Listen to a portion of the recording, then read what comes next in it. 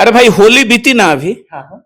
होली बीती तो क्या 50 ग्राम रंग किसी के घर भिजवाए मोदी जी, किसी हिंदू के घर? आप सौदागे मोदी किट में महिलाओं के लिए सलवार सूट, मर्दों के लिए कुर्ता पजामा, सेवई, दूध का पैसा और खजूर भिजवा रहे हैं। तो बाकी हिंदू परिवार क्या है? हिंदू को क्या समझते हैं? बंधुआ मजदूर। सांसद का, एमएलए का टिकट देना इनको गुनाह लगता है। अल्पसंख्यक को गुनाह लगता है ना भाई, कोई नहीं ना है। और किट भिजवाने में आपको बहुत मजा आ रहा है। इसको क्या समझते हैं? ये दोहरा चरित्र। मैं बार बार कहता हूं कि ये दोहरे चरित्र के लोग हैं। बटोगे तो कटोगे। इशारा किसके तरफ था? काटने वाला आप किसको संबोधित कर रहे थे? तो उस काटने वाले को पोषित क्यों कर रहे हैं सेवई और खजूर खिलाकर? जो हमको काटने वाला है, अगर आपकी नजर में, मेरे नजर में नहीं, मैं नहीं कहता हूं, मैं नहीं मानता हूं, एनडीए गठबंधन के लोग जो इफ्तार पार्टी मना रहे हैं, तो कभी हिंदुओं के लिए नवरात्रा आता है साहब, 10-10 दिन भूखे रहता है लोग। अभी चैती नवरात्रा शुरू होने जा रहा है, तो कभी पूर्व में उनके लिए फलाहार की भी व्यवस्था किए हैं क्या? एक तरफ जहां अल्पसंख्यक समाज के लोग जो है वो नरेंद्र मोदी से नाराज है, वहीं आप देखिए बीजेपी की ओर से सौदागे मोदी किट्स बांटने की बात कही जा रही है। ईद का समय है, इस दौरान अल्पसंख्यक लोगों के पास जाएंगे बीजेपी के नेता और उनको सौदागे मोदी किट्स देंगे। अभी हमारे साथ बातचीत करने के लिए युवा समृद्धि दल के राष्ट्रीय अध्यक्ष अमित जी है। अमित जी, क्या कहिएगा? इसको राजनीतिक रोटी सेकना ही कहेंगे क्या? नहीं, सबसे बहुत खुशी की बात यह है कि अब हमारे हिंदुस्तान में जितने भी हिंदू भाई हैं, वो सब करोड़पति, लाखपति, अरबपति बन गए। उनको किसी चीज की आवश्यकता नहीं है। अरे भाई होली बीती ना अभी। होली बीती तो क्या 50 ग्राम रंग किसी के घर भिजवाए मोदी जी, किसी हिंदू के घर? आप सौदागे मोदी किट में महिलाओं के लिए सलवार सूट, मर्दों के लिए कुर्ता पजामा, सेवई, दूध का पैसा और खजूर भिजवा रहे हैं। तो बाकी हिंदू परिवार क्या है? हिंदू को क्या समझते हैं? बंधुआ मजदूर? या हिंदू सब अरबपति हो गया तो कल के कल 5 किलो अनाज का बंद कीजिए। अगर इस देश में माननीय मोदी जी को बोले कि भाई जो गरीब है, गरीब मुस्लिम, उनके यहां ये किट जाएगा, तो हिंदू में कोई गरीब नहीं है, हिंदू के किसी परिवार को कोई आवश्यकता नहीं है। जरा झांकर देखिए ना गांव में जाकर क्या किए हैं आप। दूसरे तरफ अब आ जाइए इनके दूसरे पहलू पे। सांसद का, एमएलए का टिकट देना इनको गुनाह लगता है। अल्पसंख्यक को गुनाह लगता है ना भाई, कोई नहीं ना है। और किट भिजवाने में आपको बहुत मजा आ रहा है। इसको क्या समझते हैं? ये दोहरा चरित्र। मैं बार बार कहता हूं कि ये दोहरे चरित्र के लोग हैं। ये दोहरा चरित्र कैसा? अब उसके बाद आ जाइए आगे। विगत जो चुनाव संपन्न हुआ, उस चुनाव में क्या कहे? कटोगे तो बटोगे तो कटोगे। इशारा किसके तरफ था? काटने वाला आप किसको संबोधित कर रहे थे? तो उस काटने वाले को पोषित क्यों कर रहे हैं सेवई और खजूर खिलाकर?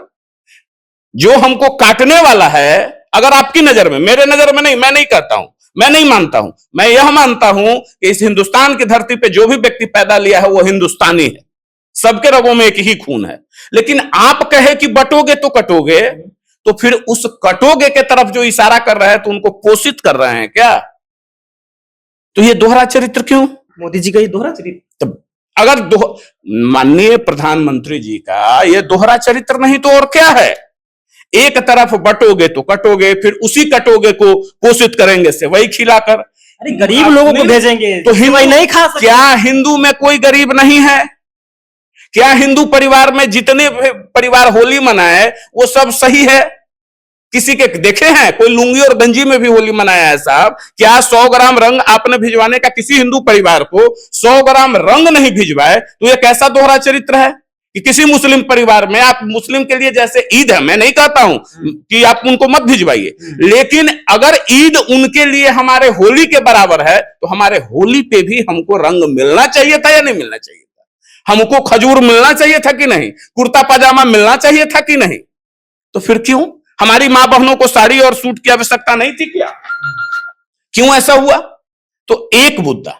दूसरे तरफ आप देखिए कितना इफ्तार पार्टी मना रहे हैं ना इफ्तार पार्टी, सभी दल के लोग, मैं सिर्फ भारतीय जनता पार्टी को नहीं कहूंगा, सारे लोग। अरे भाई, जो जिसके लिए बदनाम है तो वो मनाए तो ये बात समझ में आती है, लेकिन एनडीए गठबंधन के लोग जो इफ्तार पार्टी मना रहे हैं, तो कभी हिंदुओं के लिए नवरात्रा आता है साहब, 10-10 दिन भूखे रहता है लोग। अभी चैती नवरात्रा शुरू होने जा रहा है, तो कभी पूर्व में उनके लिए फलाहार की भी व्यवस्था किए हैं क्या?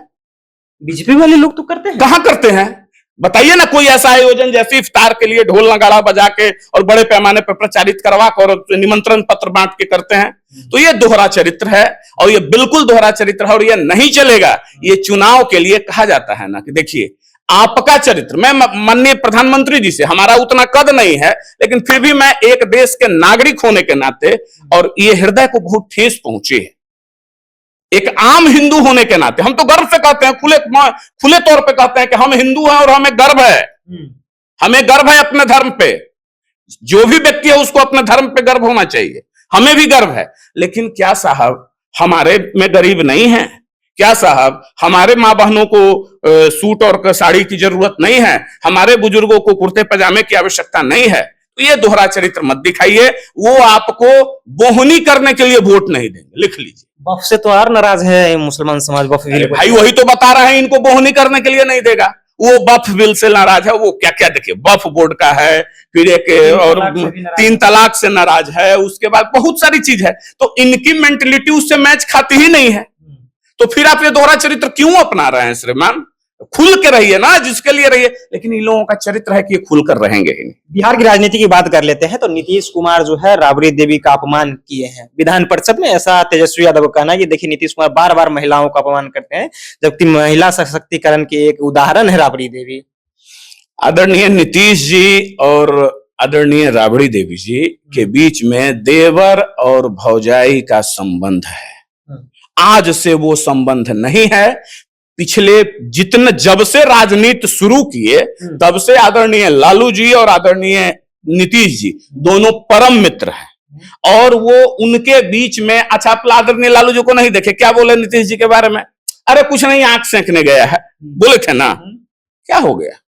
अरे वो बड़े भाई हैं, ये छोटे भाई हैं, वो बड़ी भौजाई हैं, तो दोनों भाई भौजाई की बात है भाई, इसमें क्या है? और वो दूसरी महत्वपूर्ण बात यह है जिसको तुल दिया जा रहा है, वो बात नहीं है। बात यह है कि वो मगही शब्द का प्रयोग कर रहे थे। जो हिंदी भाषी लोग जो मगही नहीं जानते हैं, अरे तोरा कौची है वह, यही बोले। अरे तू कौची है, तू कुछ हाजी तोर मरद ना तू सब है। तो उसमें कुछ मगही और कुछ हिंदी भी मिला दिए वो, तब लोग उसको बवाल मना रहे हैं। तेजस्वी जी तो पुत्र समान है, बेकार की इन बातों में क्यों पढ़ते हैं? अरे मत पढ़िए चचा और अपने पिताजी के ये में, आप अपनी राजनीति कीजिए। इन बातों पर ध्यान देने की आवश्यकता नहीं है। कोई अपमान उन्होंने नहीं किया है, और महिलाओं के लिए जितना नीतीश कुमार किए हैं वो किसी से छुपा हुआ नहीं। एक और ये मामला है कि विधानसभा में 65% आरक्षण बढ़ाने को लेकर के लगातार विरोध प्रदर्शन कर रहे थे राजद वाले सब, टी-शर्ट पहन करके 65% को 9वीं अनुसूची में डालने की बात कर रहे थे। देखिए, बहुत बहुत बहुत सुंदर प्रश्न आपने पूछा है। हम एक बात पूछना चाहते हैं कि क्या आरक्षण बढ़ा देने मात्र से हमारे आज रक्षित वर्ग के भाइयों का कल्याण हो जाएगा? तो सबसे पहले अपने उन हुक्मरानों से और उन जो आपके सत्ता पोषित हैं, जो आपके मठाधीश, उनसे कहिए कि श्रीमान आप आरक्षित सीट पे लड़ना छोड़ दीजिए, हमको मौका दीजिए।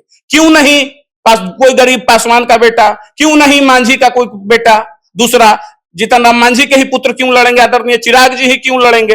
और जिस स्कूल में, जिस कॉलेज में इनके बच्चे पढ़ते हैं, क्यों नहीं कोई दूसरे का बच्चा पढ़ता है? तो ये सब कुछ नहीं। देखिए, जब तक आप शैक्षणिक तौर पे मजबूत नहीं होंगे, आपके वो शैक्षणिक बौद्धिक क्षमता नहीं बढ़ेगी, या आरक्षण 100% भी कर दिया जाए, इसमें कहीं कुछ नहीं मिलने वाला है। लेने वाले वही होंगे जो आईएएस हैं, उन्हीं के पुत्र को रिजर्वेशन मिलेगा। जो डॉक्टर हैं, उन्हीं के पुत्र को रिजर्वेशन मिले। चाहिए क्या ऐसा होना? जब एक बार मिल गया तो छोड़िए ना किसी दूसरे अन्य भाइयों के लिए। तो ऐसा नहीं होता है। तो ये मुद्दा नहीं है। पहले इसके ग्राउंड को ठीक करना होगा, नेताओं को जागना होगा, फिर इस तरह की बात। चलिए, तो पहले नेताओं को जागना होगा, तब इस तरह की बात करनी होगी। तमाम मुद्दे पर हमारे साथ अमित जी बात करते हैं। फिलहाल आपकी क्या प्रतिक्रिया है? अपनी प्रतिक्रिया नीचे कमेंट बॉक्स में रखिएगा। देख रहे थे जनता जंक्शन। बहुत बहुत धन्यवाद।